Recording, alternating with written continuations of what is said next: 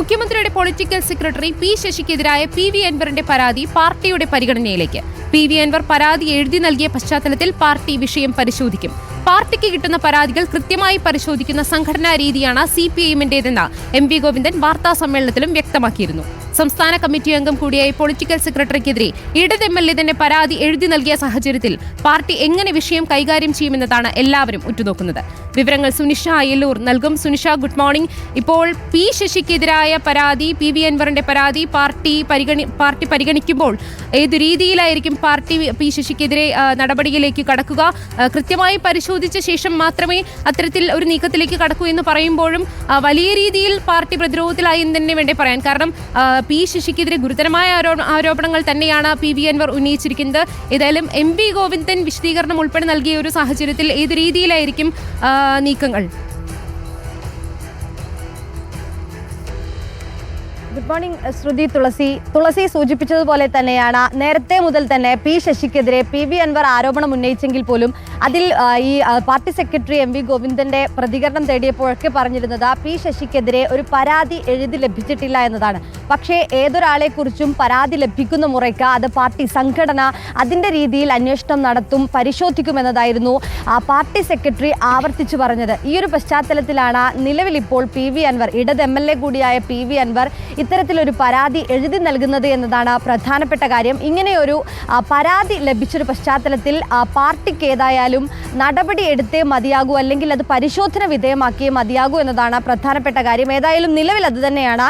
പരാതി ലഭിച്ചൊരു പശ്ചാത്തലത്തിൽ മുഖ്യമന്ത്രിയുടെ പൊളിറ്റിക്കൽ സെക്രട്ടറിയായ പി ശശിക്കെതിരെ പരാതി രേഖാമൂലം തന്നെ എഴുതി ലഭിച്ചൊരു പശ്ചാത്തലത്തിൽ പാർട്ടി സംഘടന ഏതായാലും അത് പരിശോധനയ്ക്ക് വിധേയമാക്കുമെന്നത് തന്നെയാണ് പ്രധാനപ്പെട്ട കാര്യം. ഏതായാലും തുടക്കം മുതൽ തന്നെ വ്യാപകമായ വിമർശനം ഈ പി ശശിക്കെതിരെ ഉയർന്നിരുന്നു. പ്രധാനപ്പെട്ട കാര്യം തുടക്കത്തിൽ PV അൻവർ ADGP-ക്കെതിരെയും മലപ്പുറം SP ആയിരുന്ന സുജിത് ദാസിനെതിരെയുമായിരുന്നു നൽകിയിരുന്നത്. അത് മുഖ്യമന്ത്രിക്ക് പരാതിയായി നൽകുകയും ചെയ്തിരുന്നു. പക്ഷേ ആ സമയം തന്നെ ഉയർന്നു കേട്ട പ്രധാനപ്പെട്ട ഒരു പേര് അത് പി ശശിയുടേതായിരുന്നു. അതിൽ പറയുന്നതും ഇത് തന്നെയാണ്. വിജിലൻസിൻ്റെ ചില റിപ്പോർട്ടുകൾ പൂഴ്ത്തിവെച്ചു. ഒപ്പം തന്നെ ADGP-യുടെ ഈ കാര്യങ്ങളൊക്കെ പറഞ്ഞപ്പോഴും അതൊന്നും ഗൗനിക്കാതെ ADGP-യുടെ എല്ലാ കൃത്യങ്ങൾക്കും, ADGP ചെയ്യുന്ന എല്ലാ കാര്യങ്ങൾക്കും കൂട്ടുനിന്നത് ഇത് പൊളിറ്റിക്കൽ സെക്രട്ടറിയായ പി ശശിയാണ് എന്ന ആരോപണമായിരുന്നു PV അൻവർ ആവർത്തിച്ച് പറയുകയും ചെയ്തത്. അത് ഗുരുതരമായ രീതിയിൽ തന്നെ പാർട്ടിയെ പ്രതിരോധത്തിലാക്കി, ഒപ്പം തന്നെ സർക്കാരിനെ പ്രതിരോധത്തിലാക്കി എന്നതാണ്. ഏതായാലും നിലവിൽ പരാതി ലഭിക്കുന്ന ഒരു പശ്ചാത്തലത്തിൽ അത് പരിശോധനാ വിധേയമാക്കിയേ പാർട്ടിക്ക് മതിയാകൂ എന്നതാണ്. നിലവിൽ ഗോവിന്ദൻ മാഷ് സ്ഥലത്തില്ല എന്നതാണ്. MV ഗോവിന്ദൻ സ്ഥലത്തില്ലാത്തത് കൊണ്ട് തന്നെ 24-നാണ് തിരിച്ചെത്തുന്നത്. അതിനുശേഷമായിരിക്കും ഏത് രീതിയിലാണ് പരിശോധനാ വിധേയമാക്കേണ്ടത് എന്നതടക്കമുള്ള കാര്യങ്ങളിലേക്ക് കടക്കുക. ഒപ്പം തന്നെ സമ്മേളന കാലമാണ്. അതുകൊണ്ട് തന്നെ എല്ലായിടത്തും ഇത് വിമർശനമായി തന്നെ ഉയരാൻ സാധ്യതയുണ്ട്. സംസ്ഥാന സമിതി അംഗമാണ് പി ശശി. ഒപ്പം തന്നെ മുഖ്യമന്ത്രിയുടെ പൊളിറ്റിക്കൽ സെക്രട്ടറിയാണ്. ആഭ്യന്തര വകുപ്പിന്റെ വീഴ്ച ചൂണ്ടിക്കാട്ടുമ്പോൾ അതിൽ പൊളിറ്റിക്കൽ സെക്രട്ടറി എത്രത്തോളം പങ്കാളിയായിട്ടുണ്ട് എന്നതാണ് പ്രധാനമായും PV അൻവർ പറഞ്ഞതിൽ നിന്നും വ്യക്തമാവുകയും ചെയ്യുന്നത്. അതുകൊണ്ട് തന്നെ സമ്മേളന കാലയളവായതുകൊണ്ട് തന്നെ വിമർശനം ശക്തമായി രൂക്ഷമായി ഉയരാനുള്ളൊരു സാധ്യത കൂടി പരിഗണിച്ചുകൊണ്ട് അത് ഈ സമ്മേളന കാലയളവിനുള്ളിൽ തന്നെ പരിശോധിക്കാതെ പോകാൻ പാർട്ടിക്ക് കഴിയില്ല എന്നത് തന്നെയാണ്. അതുകൊണ്ട് തന്നെ അത്തരത്തിലൊരു പരിശോധന പാർട്ടി നടത്തുമെന്നത് തന്നെയാണ് മനസ്സിലാക്കാൻ കഴിയുന്നത്. പക്ഷേ നിലവിൽ നേരത്തെ ഈ പാർട്ടി സെക്രട്ടേറിയറ്റ് ചേർന്നപ്പോഴൊക്കെയും ചില സംശയങ്ങൾ ഉണ്ടായിരുന്നു. ഏതെങ്കിലും ഒരു കമ്മീഷനെ നിയോഗിച്ചുകൊണ്ട് ഒരു പരിശോധന നടത്തുമോ, അല്ലെങ്കിൽ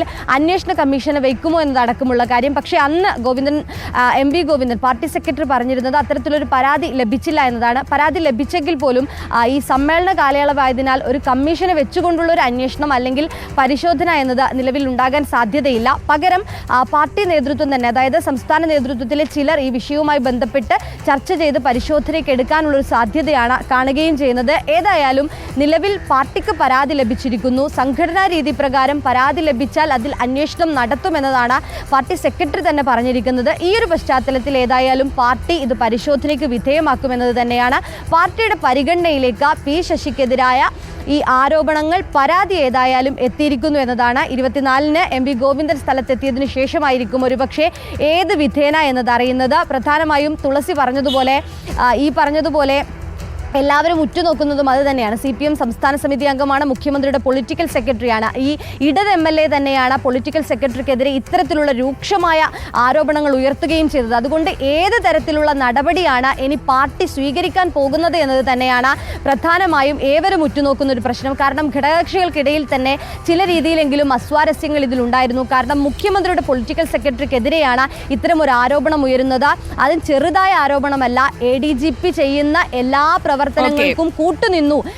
ഈ പൊളിറ്റിക്കൽ സെക്രട്ടറിയുടെ അറിവോടെയാണ് ഇത്തരത്തിലുള്ള പ്രവർത്തനങ്ങൾ നടന്നത് എന്നതായിരുന്നു. ഏതായാലും ഇത്തരത്തിൽ പ്രതിരോധത്തിലായ ഒരു പശ്ചാത്തലത്തിൽ പാർട്ടി ഏതായാലും ഈ വിഷയം പരിശോധിക്കുമെന്നത് തന്നെയാണ് മനസ്സിലാക്കുന്നത്. ഓക്കെ, വ്യക്തമാണ്. സുനിഷ അയ്യല്ലൂരാണ് വിശദാംശങ്ങൾ നൽകിയത്. എന്തായാലും PV അൻവർ ഉന്നയിച്ചത് ഗുരുതരമായ ആരോപണങ്ങളാണ്. P ശശിക്കെതിരായി PV അൻവർ ഉന്നയിച്ച ഈ ആരോപണങ്ങൾ, ഈ പരാതിയിൽ പാർട്ടിയുടെ പരിഗണനയിലേക്ക് വരികയാണ്. എന്തായാലും ഈ എഴുതി നൽകിയിട്ടുണ്ട് പരാതി. അതിന്റെ ഒരു പശ്ചാത്തലത്തിൽ കൂടി പാർട്ടി വിഷയം പരിശോധിക്കുമെന്നാണ് സുനിഷ അയ്യല്ലൂർ റിപ്പോർട്ട് ചെയ്യുന്നത്.